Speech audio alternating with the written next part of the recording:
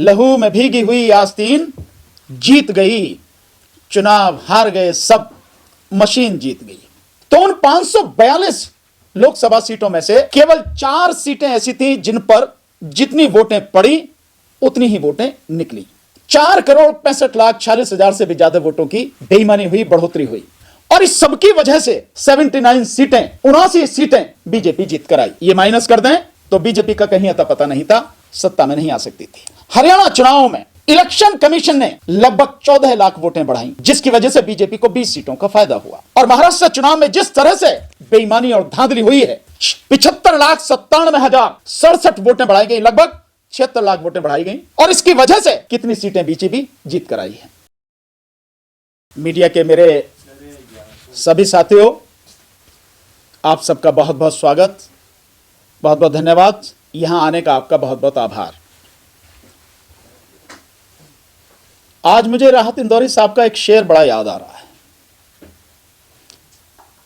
और वो शेर है, लहू में भीगी हुई आस्तीन जीत गई, लहू में भीगी हुई आस्तीन जीत गई, चुनाव हार गए सब, मशीन जीत गई। हरियाणा हार गए, महाराष्ट्र हार गए, उससे पहले 2024 लोकसभा हार गए, लेकिन मशीन जीत गई। और यह सिलसिला लगातार चल रहा है। हम 2019 से इस देश में बैलेट पेपर से चुनाव हो, यह लड़ाई लगातार लड़ रहे हैं। और आप सबके माध्यम से यह आवाज देश और दुनिया के कोने कोने तक पहुंच रही है। ठीक 1 साल पहले जब हमने 10 दिसंबर 2023 को ईवीएम की लड़ाई शुरू करी, बैलेट पेपर से चुनाव हो इस देश में, यह लड़ाई जब हमने शुरू करी तो लड़ाई बहुत जबरदस्त तरीके से हुई। और 2024 के चुनाव तक आते आते वो लड़ाई एक तरह से पीक पर पहुंच गई। लेकिन सुप्रीम कोर्ट का जो जजमेंट आया अप्रैल 2024 में, चुनावों के बीच में, उससे निश्चित रूप से हल्का सा धक्का लगा। फिर चुनाव का परिणाम आया आपके सामने, और उसके बाद से लगातार जो सारी चीजें आई कि 2024 के लोकसभा चुनाव में इस देश के इलेक्शन कमीशन के माध्यम से जो वोटों की गड़बड़ी हुई, तो खुल के आया कि 4,65,46,000 से भी ज्यादा वोटों की बेईमानी हुई, बढ़ोतरी हुई।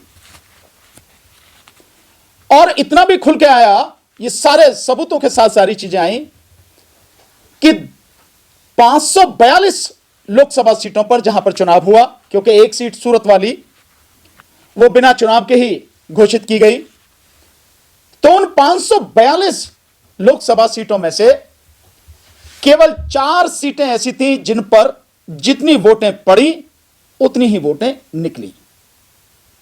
और 362 लोकसभा सीटें ऐसी थीं जिन पर जितनी वोटें पड़ी उनसे कम वोटें निकली।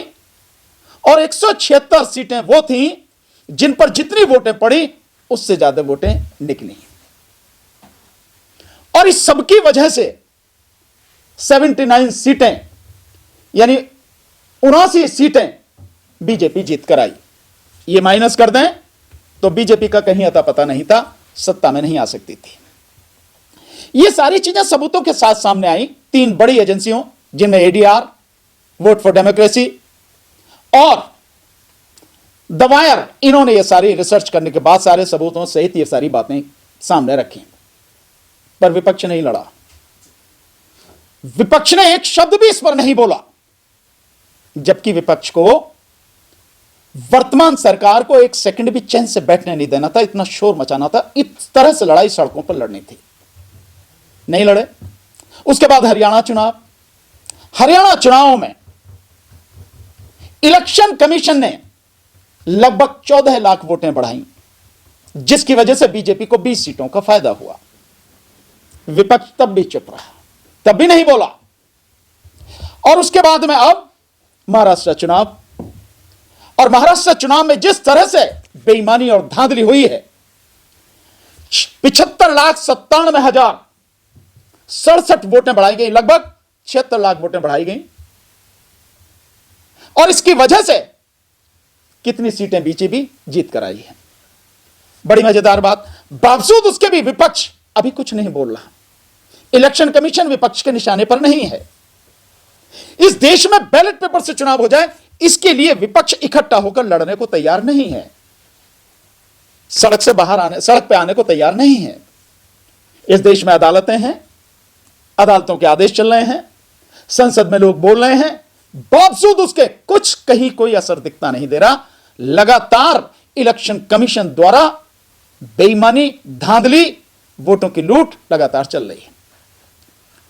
यह सिलसिला आने वाले समय में मैं पूरे विश्वास के साथ कह सकता हूं कि अब बिहार में चुनाव होगा 2025 के आखिर में, 2025 के शुरू में दिल्ली में चुनाव है फरवरी में, और उसके बाद अन्य राज्यों में चुनाव होगा। और 2027 में सबसे महत्वपूर्ण राज्य आएगा उत्तर प्रदेश, उसमें चुनाव होगा, साथ में पंजाब में चुनाव होगा।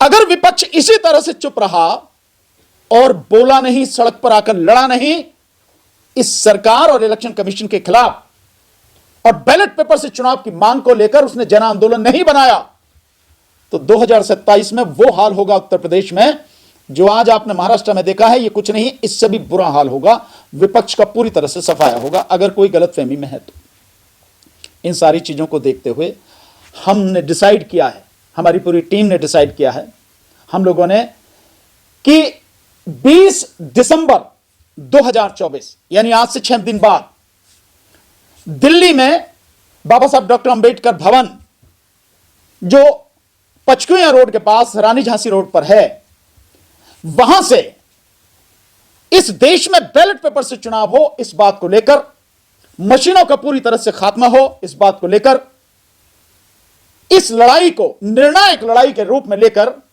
हम लोग दिल्ली से पहले फेज में संघर्ष की शुरुआत कर रहे हैं, पैदल यात्रा की शुरुआत कर रहे हैं।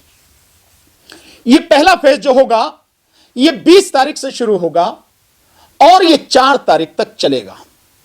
20 तारीख से शुरू होकर 3 तारीख तक चलेगा, यानी पूरे 15 दिन का यह पहला फेज हमारा होगा, जिसमें हम पूरी दिल्ली को कवर करेंगे। पैदल यात्रा से हम इसको कवर करेंगे।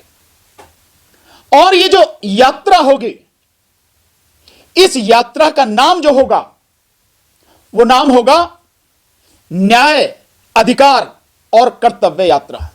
इस नाम से यह यात्रा शुरू होगी और 20 दिसंबर 2024 अंबेडकर भवन, रानी झांसी रोड से सुबह 10 बजे हम सब लोग इकट्ठा होंगे और 11 बजे वहां से शुरू होगी। वहां से चल के हम लोग पचकुया रोड पर जो वाल्मीकि मंदिर है पहले वहां जाएंगे, देन उसके बाद पहाड़गंज होते हुए वहां से पहाड़ी धीरज से निकलते हुए बाड़ा हिंदुराव होते हुए आगे जाएंगे। ये पूरा रूट आपको, जो अगली हमारी प्रेस कॉन्फ्रेंस होगी उसमें डिटेल में आपको हम ये पूरा रूट देंगे कि किस दिन कहां से कहां तक होगी, किस दिन कहां से कहां तक होगी। और ये यात्रा हर दिन हम 20 से 25 किलोमीटर कवर करेंगे, लगभग 4 से 5 विधानसभाएं कवर करेंगे। इस तरह से हमारी ये यात्रा चलेगी साथियों। और इस यात्रा में जहां ये यात्रा पहले दिन खत्म होगी, अगले दिन की यात्रा वहीं से शुरू होगी। इस तरह का हमारा पूरा रूट रहेगा साथियों, पूरी दिल्ली का।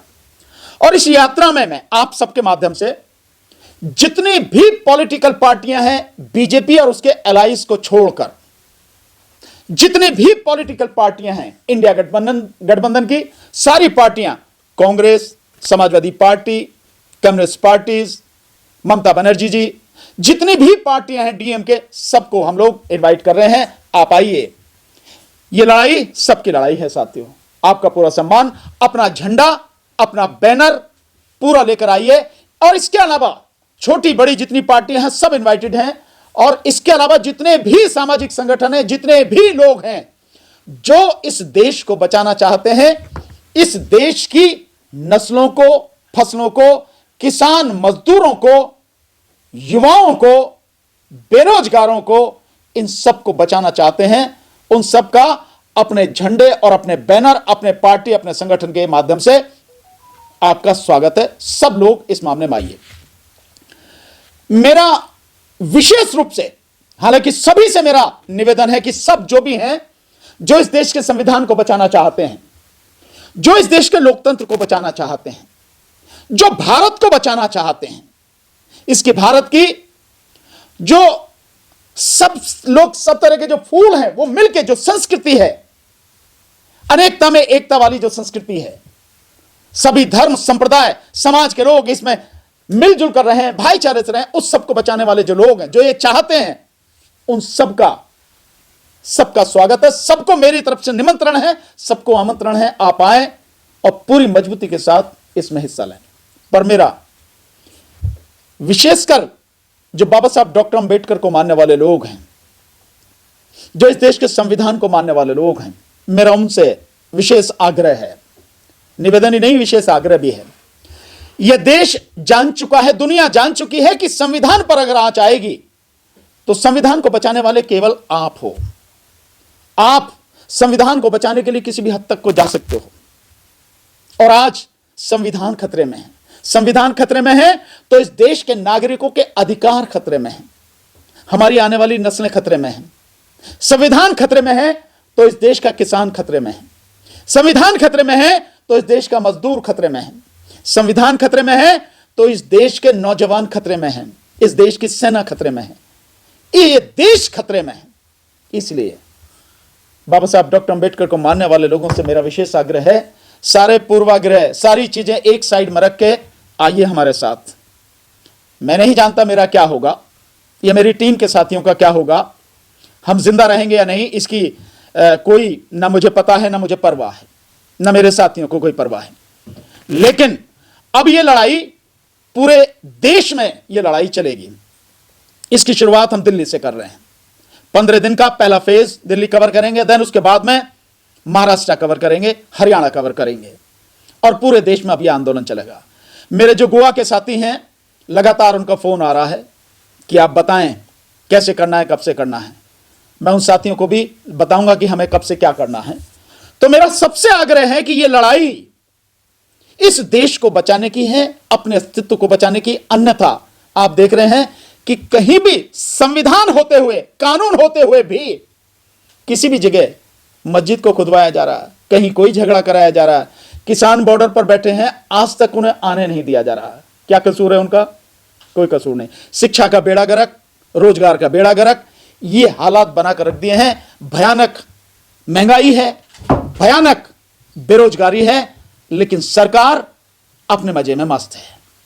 तो मैं आपके माध्यम से कहना चाहता हूं, ध्यान रखिए जितने भी साथी हैं और जिन तक भी ये वीडियो पहुंचे, इस वीडियो को जिस भी चैनल के माध्यम से वीडियो पहुंच रहा, मेरी आवाज पहुंच रही है, अधिक से अधिक लोगों तक शेयर कीजिए।